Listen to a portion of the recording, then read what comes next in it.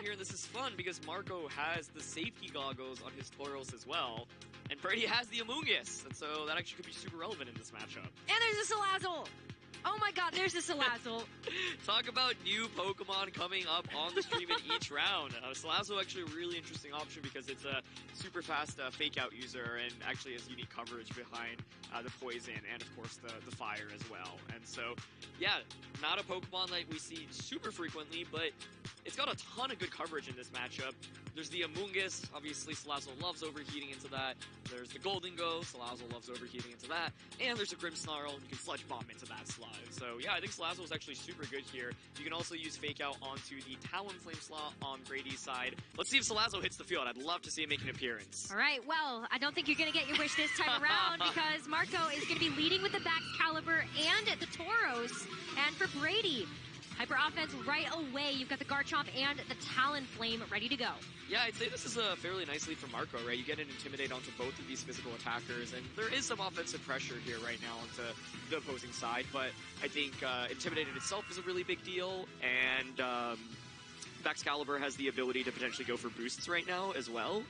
It is, I believe, the Swords Dance set. And so, yeah, the question here is, Brady's got to be a little bit worried, right? You're facing something like to just Ice Shard you immediately, and so, yeah, you can see him kind of opting for a defensive pivot into Golden Go, which I think makes a lot of sense. I think Golden Go is actually very, very good against both of these Pokemon because just neither of them really have super good coverage into it. But I think since Marco has kind of the early lead advantage, you maybe make some predictions and continue to elevate his lead. Yeah, I mean, the Golden Go definitely feels like a safe switch here. Not going to be taking any damage from a close combat from the Tauros and maybe get a bit of priority as well. But it looks like Marco is just going to go ahead and go for a Terrastalize here. The Baxcalibur now going to change over to that Water Terra type. And we'll see where it goes from there. I mean, it has a couple of moves that are in its moveset like Glaive Rush and Ice Shard, which are going to be doing a lot of damage, but it's that Brave Bird into the Protect that at least, Brady's able to get the Golden Go in pretty safe here, depending on what the Baxcalibur is going to do, but that's scary. There's the Swords Dance, and so yeah, committing the Water Terror early just to make sure like Garchomp doesn't just hit it with a Dragon Claw. Even with the Intimidate, Dragon Claw can still hurt a decent amount. And yeah, Water Terror is really nice for Baxcalibur. Covers for, especially like the Steel weakness, the Golden Go here. And so even though turn one, it's not like a Dragon Claw came out, having that kind of defensive ability against this Baxcalibur, or against this Golden Go on the second turn is fairly valuable. Now the thing is, the Baxcalibur's moveset is Ice Shard, Glaive Rush, Swords Dance, and Protect. So even at +2, like you're not necessarily picking up a knockout onto Golden Go, but at least Golden Go can't knock you out in return. Yeah, that's true. I mean, at this point, you're just kind of hoping that you can withstand some of this pressure. And as you highlighted, I mean, Brady really is going to be relying on the Golden Go and the Garchomp to really dish out the majority of the damage that we're seeing on his team. So Marco's kind of starting to respect that and really looking at those to be the targets of most of his damage. But Talonflame gonna Terrastalize, and it has the Flying Terra type, so if it goes for anything like the Brave Bird, it will be able to do increased damage there with that same type attack bonus added on top. It still doesn't do very much because it was right into the Golden Go, but if it had been that Tauros, I don't think we would have seen that one survive. The Glaive Rush, though, right into the Talonflame, does look like that's going to be a bit too much for that bird to handle, so it's going to go back into its Pokeball. Yeah, it's interesting because Brady kind of just went all in on trying to KO the Tauros there, get a little bit of extra damage output, but it's a great nasty plot from Golden Go. One other important speed interaction there was the Golden Go moving after the Baxcalibur, so that's good to keep in mind. But yeah, you just committed your Terra for 20% on Golden Go, and it makes sense because you're trying to cover for, the Tauros, but now, like, Tauros can actually switch back in, can get an Intimidate onto the Garchomp. I am curious, kind of the bit between the damage calcs from, like, the Golden Go versus the Baxcalibur. I think right now Baxcalibur could consider just going for, like, a Protect this turn. You could pivot the Golden Go back out into the Tauros, get an Intimidate onto the Garchomp. It's actually Focus Sash on Garchomp on Brady's end, so an Ice Shard won't just get a one-hit knockout onto it. That's a pretty big deal. But one interesting thing here is, like, Garchomp can't feel very comfortable clicking Earthquake right now unless you actually go for a Protect with the Golden Go, and there's Baxcalibur starting to turn off with that Protect. Yep. So we'll see that come through, and also another Protect coming out from the Golden Go. So what's really going to happen here when 3 Pokemon on the field are using Protect right now?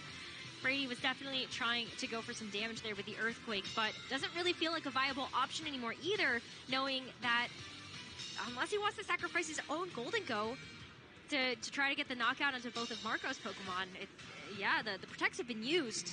Getting a second one, not super likely. Yeah, I think that's a really just safe and smart play for Marco's end, and now Marco actually has the ability to just like double up into the Golden Go slot. I think like Garchomp's not actually really that scary right now, and the Golden Go obviously set up Nasty Plot earlier. One of the things we saw, I think, was that Marco's Golden Go was actually able to protect first before Brady's Golden Go, and so, you know, implying that it could of course be a speed tie, but both players should know how the Golden Goes are trained, and so, yeah, since the Terra was committed on Talonflame, you could just, I would, you know, personally think about doubling up onto the opposing Golden Go and just trying to knock it out here. But maybe you're confident a Shadow Ball from your Marco's Golden Go will just get the KO, so you could just Ice Shard, Garchomp, Shadow Ball into Golden Go, or double up into if you really want to ensure the knockout. Well, Garchomp's just going to go ahead and make a quick switch here as Amoonguss now entering onto the field here for Brady.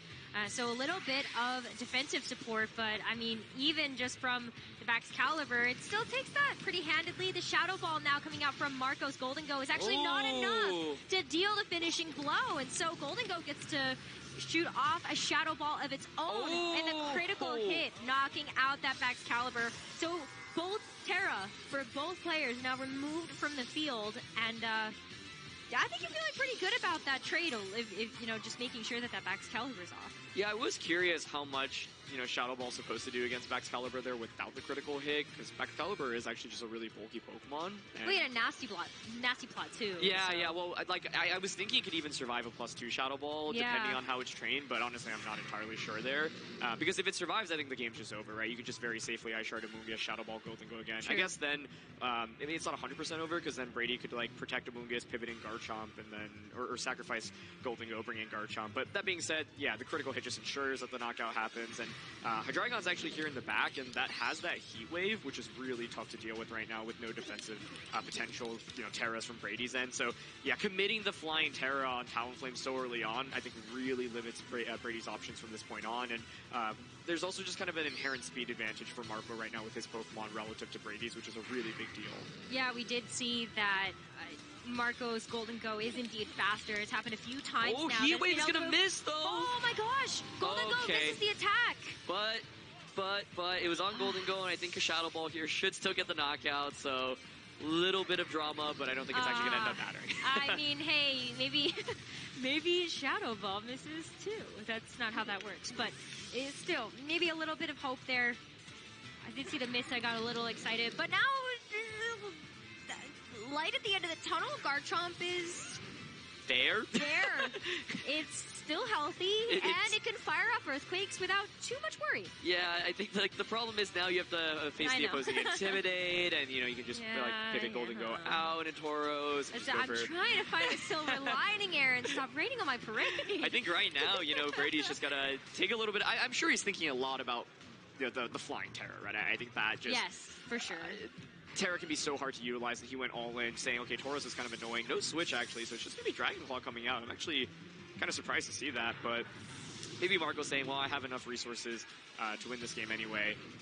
But yeah, I think, I don't know, Shadow Ball here certainly is not going to knock out the Garchomp, and that's actually not even a 2-hit knockout. So Tauros will come back out. We'll get that Intimidate off. I think I would have maybe liked to see the Tauros switch in, but I guess like it's still so healthy, so. I think it's okay. I mean, Tauros also has access to Aqua Jet, so you know that priority is going to help Marco secure a knockout onto the Garchomp now. But in fact, wow, Earthquake's going to move first, but yeah, Tauros is so like deals with that so well. Yeah, the only thing I was thinking was if you open yourself up to the opportunity of losing to like a double critical hit there, but I don't even know if Tauros would have fainted to a critical hit. It's not even like Life Orb or Choice Band Garchomp, it's just Focus Sash, and so yeah, Marco's just going to take this first game, honestly, very convincingly.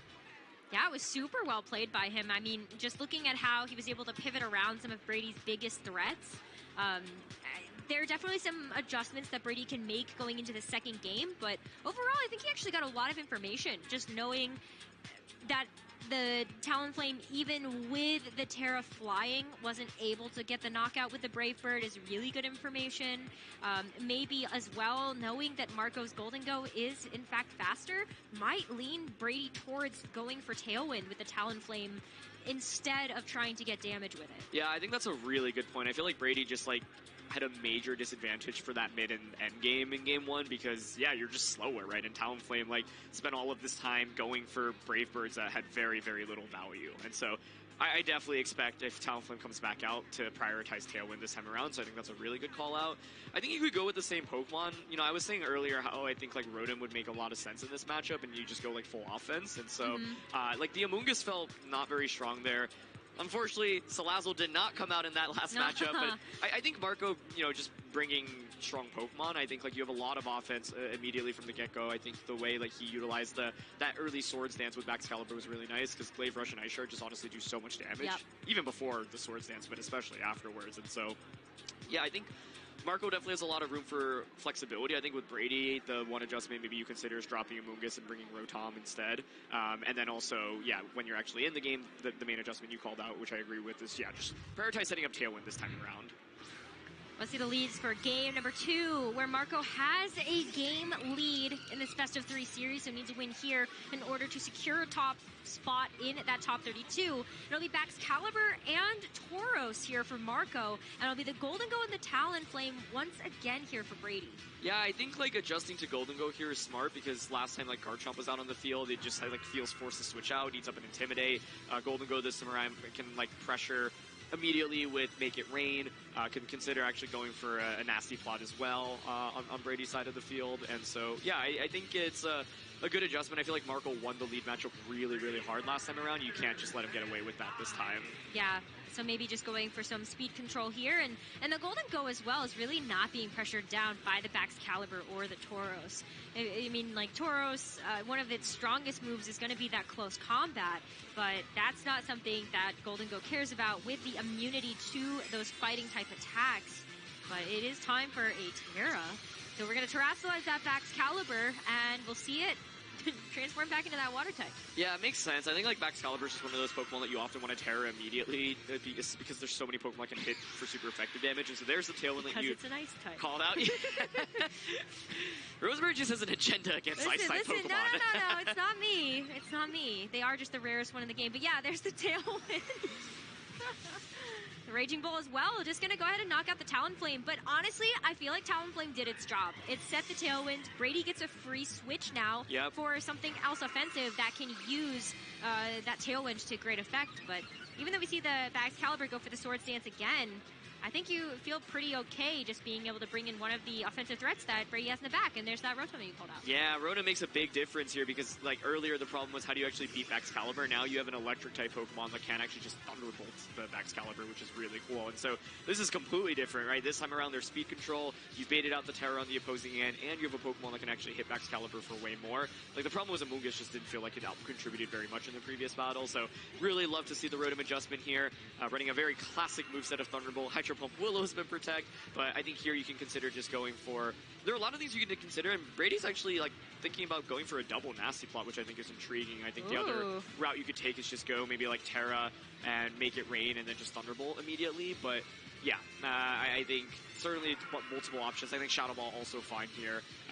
So the question is whether or not you want to get a little bit greedy here, but it's interesting. I think we're seeing a potential Steel Terra from Rotom. I think we are as well. Okay, Tauros is going to switch off the field here for Marco.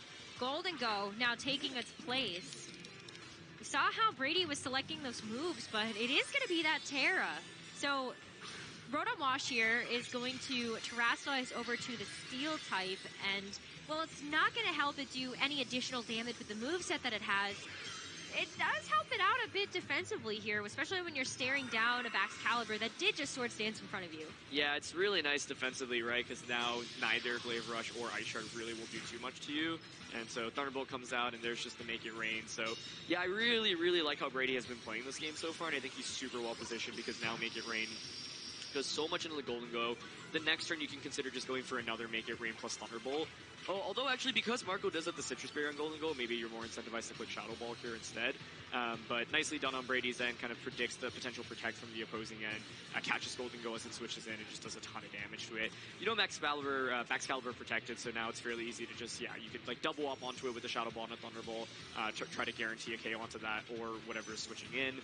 But you could also, of course, launch the Shadow Ball into the opposing Golden Go as well, try to get the knockout there, or go for Make It Rain. Once again, plenty of options in terms of what you want to do with Golden Go. I don't really expect Thunderbolt to KO Baxcalibur here, but I can't say I know my Rotom into Baxcalibur calc super well. No, okay, yeah, it's pretty bulky. Yeah, definitely pretty bulky there, but the double up feels really safe as well, knowing the defensive capabilities of the duo that Brady has on the field. So you knock out the Baxcalibur, and then what does Marco's Golden Go do to you?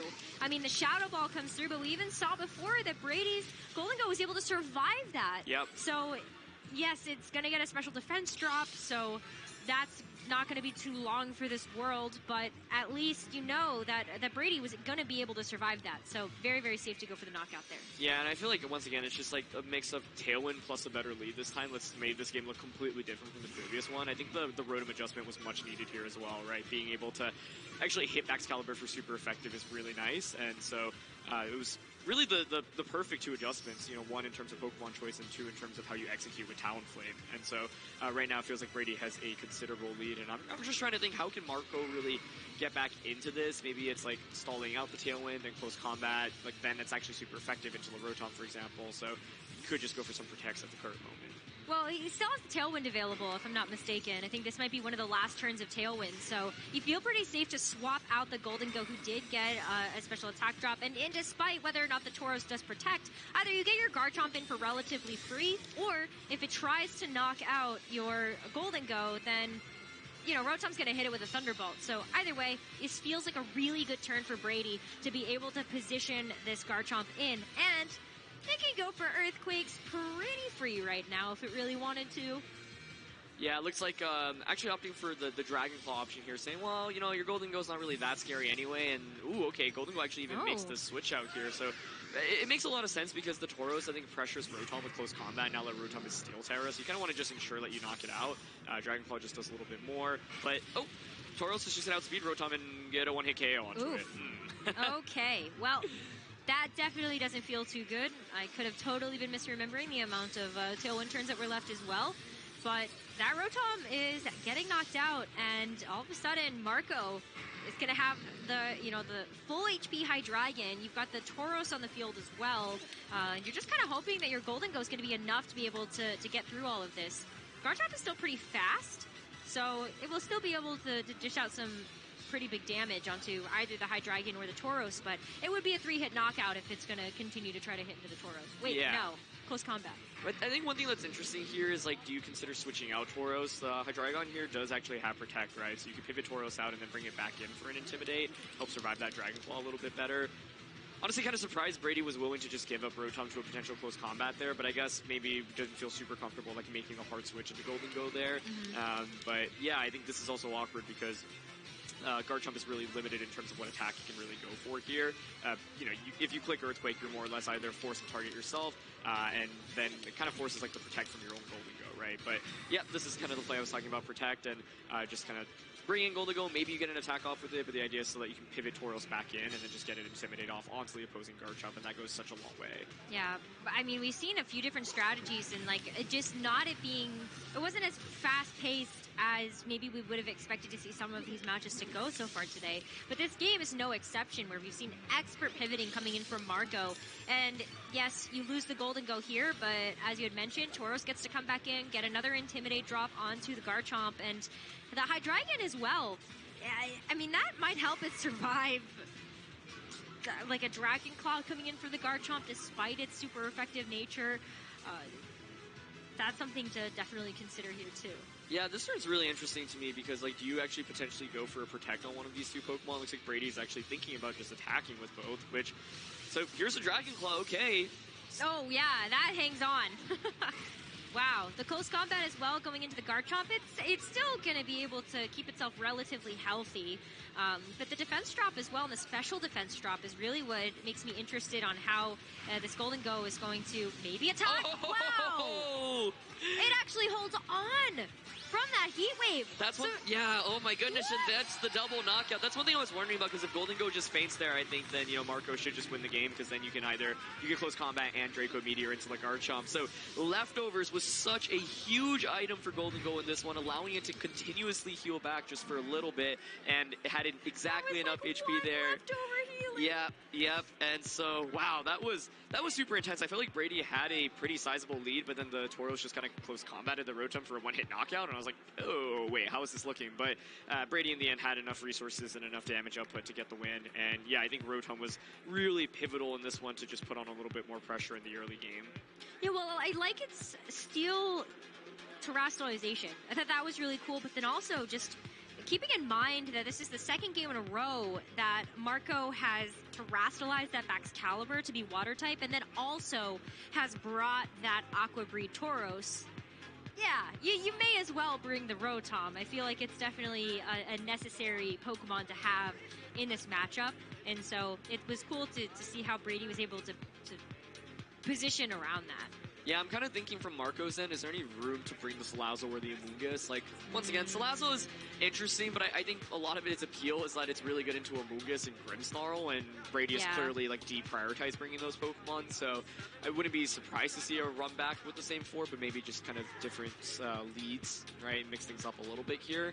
Yeah, I don't know, like, I could see Marco going with one of the two Pokemon he hasn't brought out so far, but I don't know exactly just how good they are for him, and then you'd be dropping one of your top 4 Pokemon here. So it's going to be Tauros and Golden Go here to start.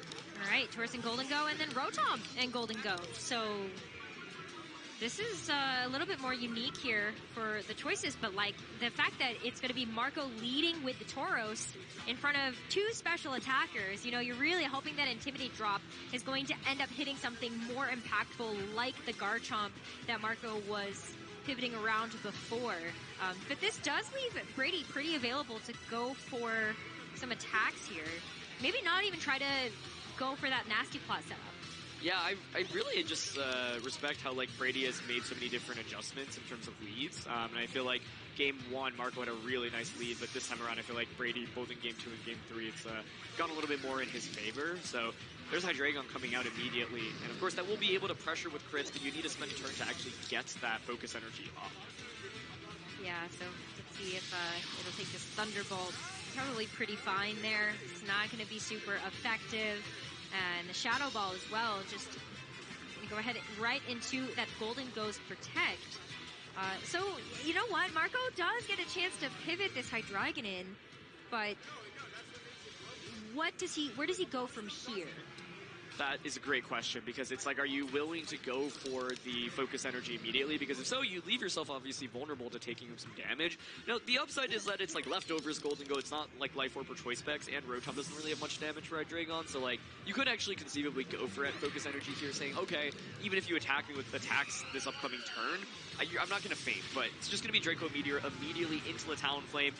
You don't necessarily need to go for the focus energy, right? Draco Meteor itself is still just a really strong option. So, I mean, that's a really big deal. Talonflame is eliminated, and that means no Tailwind, and Tailwind was so critical, I feel like, it's part of the game plan in the previous one. Now it's just a Shadow Ball coming out as well, and that's decent damage onto this Rotom. No, it really is just all offensive options here for Brady. Yeah, not having the Tailwind setup feels really impactful to this game number 3, but Rotom's not doing meaningless damage. You know, it's still being able to get some chip down onto both the Hydreigon and the Golden Go in these past few turns.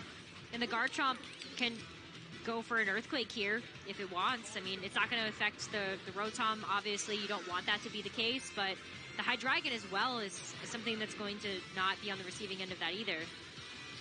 Absolutely, yeah. And I think now what is really interesting is there's still multiple Pokemon in the back from Marco's end, right? And so, like, I am curious really what is remaining, but either way, I think knocking out Talonflame is honestly a huge relief there. And I like Marco's play of just Dracoing and Shadow Balling. I wouldn't be surprised if it were a double up into, like, the Golden Ghost slot, and it works out even better because Talonflame ends up just switching in. So, kind of baiting more Dracos here, and yep, this time around it is just going to be a Draco into the Golden Ghost, so very nice bait by Brady to bring in his Golden Go. But the problem is, it's not like Rotom is really doing that much damage right now anyway, and if anything, yeah, now you just activated Citrus Berry, and so I think Brady's still in a really difficult position in this current moment. Yeah, I mean, with the Shadow Ball follow-up here, too, into the Golden Go, we saw that this is able to hang on before because of the damage calculations that we've seen, but it comes down to whether or not this Golden Go is going to be able to do anything in terms of damage output in these following few turns. The leftovers healing has been really good. It could cycle through a Protect if it wants to, but it comes down to that speed. Is it fast enough to be able to deal damage to Marco's side of the field before it gets knocked out? And the answer that we know so far is no. Yeah, and this has just been tough. Rotom is just stuck in a really awkward position where, like, you just get no value really out of most of your moves, or very minimal value, I should say, right? And, like, Thunderbolt into Golden Go feels like a decently powerful attack. They did like 25%-ish or so. And so I feel like Brady is slowly just losing so much momentum as, like, he's not able to deal much damage. He's forced to constantly make these switches. And there's the focus energy. So now you can ignore those special attack drops via the Draco Meteors, and it's going to just be Hydro Pump into Hydreigon, so get a little bit of chip damage onto it. But yeah, like Marco's just getting so much more damage each turn relative to Brady. Yeah, I mean, especially when you're forced to be on the back foot, playing a bit more defensively, that's valuable time that you're taking away from being able to actually get off any meaningful attacks. And at this point, you're hopeful that the Garchomp is in a position for Brady that you'll be able to deal with this Hydreigon before it starts to get critical hits onto your team. But we'll see if it gets there. It's going to be a Terra type, though. Brady has not had a chance to Terrastallize yet, so it'll be the Garchomp receiving that for the Fire type. Yep, and Fire Garchomp, fairly common to cover for mainly the Ice weakness, but also, you just no longer take super effective damage from Dragon-type attacks, for example, which is a good deal. So no switches here. It's actually just going to be a straight Dragon Claw into Hydreigon for a knockout. And that too, what can the Golden Go really do here as well to be able to pressure down that Garchomp? Oh, okay. Well, I guess maybe you don't need to worry about that now, because Golden Go does get paralyzed here, is still able to fire off a Shadow Ball, but Rotom gets brought down just low enough to be able to make use of its Citrus Berry there too. So you're getting yourself extra lives here for this Rotom. There's Baxcalibur, but Baxcalibur doesn't match up as well into Garchomp given the Fire Terra. That being said, you can still deal damage, and one thing I was thinking about was whether or not, instead of Thunderbolting Golden Go, it could have been more worthwhile to Hydro Pump it. But now with the Para, it's like Golden Go's stuck in a really awkward position where can't really do much other than, get maybe one more attack off, but you're at risk of just getting outsped on the opposing end, and especially with the paralysis. And so with the Fire Terra on Garchomp as well, you're not weak to the Ice Shard from Baxcalibur anymore, which is a really big deal, because otherwise, like, Ice Shard would be a huge, huge pain to deal with. And so we're in the classic scenario where I'm like thinking, okay, who's going to protect, and are you going to call that protect correctly? Because I think if you just attack with both Pokemon here, given the deficit, it's not going to work out super well for Brady. He is coming close to timer there, but locks it in. All right, well, Golden Go is being switched off the field here from Marco in favor of the Tauros. Just hoping that Intimidate drop is going to be enough to help mitigate some of the damage output of this Garchomp, and maybe so it can take an attack in that Golden Go stead. But we're also going to see a Terrastallize on Marco's side, so that Baxcalibur getting changed over to a Water type. Maybe that's going to be enough to keep this Baxcalibur in the game. Yeah, so once again, kind of the defensive Terras that we've seen with this Pokemon. And so, yeah, Earthquake naturally makes sense as an option here. It's just consistent damage. It's, I say consistent, but that felt kind of sad, to be honest. Maybe a little bit. Oh, but the Glaive Rush there is going to get the knockout onto the Rotom before it does get a chance to fire off an attack. And so now it's just that Golden Go and that Garchomp here for Brady. And Marco still has 3 Pokemon remaining. I would say maybe 2.5. That Golden Go probably won't get a chance to attack just based on where that paralysis puts it in terms of speed tier.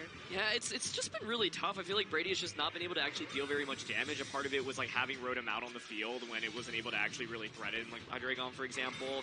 And so, yeah, I think Marco has just played this very cleanly, and I think getting the Draco Meteors and just one-shotting Talonflame as it was switching in was really, really nice, and then just being able to constantly double up and pick up knockouts quickly was a really big deal.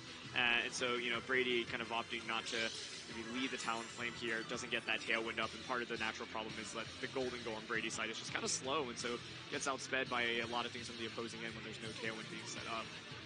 I think what's tough too is that, now that Garchomp has Terrastallize to fire, you still have that problem of the Aqua Breed Tauros across from you. Yep. How does Garchomp really withstand some of that damage output too? But the Golden Go maybe gets a chance to fire off an attack, but Brady's Golden Go feels very slow. Yeah, in comparison to the rest of the field. I was going to say, I just don't really know how you get back into this one, to be honest. You already, called out the really good point that, yeah, now by turning into fire, you're just weak into the Toro slot. And the Golden Go is just not really doing, that much damage without a nasty plot boost as well. And so, yeah, I mean, Brady can try his best, but this game feels more or less over. But, hey, a Dragon Ball crit could make things interesting. Not going to be a crit, though, and so we'll be the Raging Bull into the Golden Go. No, that'll be a crit, though. Okay, Aaron, you called it for the wrong side here if you wanted a game number 3. But that does leave Excalibur to go for the Glaive Rush. It's still going to do so much damage. And with that final knockout onto Brady's Garchomp, Marco Martinez takes this final best of 3 here on day number 1 of Swiss for the San Diego Regionals. Going to go 8-2 now and guarantee himself in the top 32. Yeah, I really like watching Marco's team. I think just, running both the Scope Lens on the Hydreigon as well as the Swords Dance of Excalibur. Excalibur, honestly,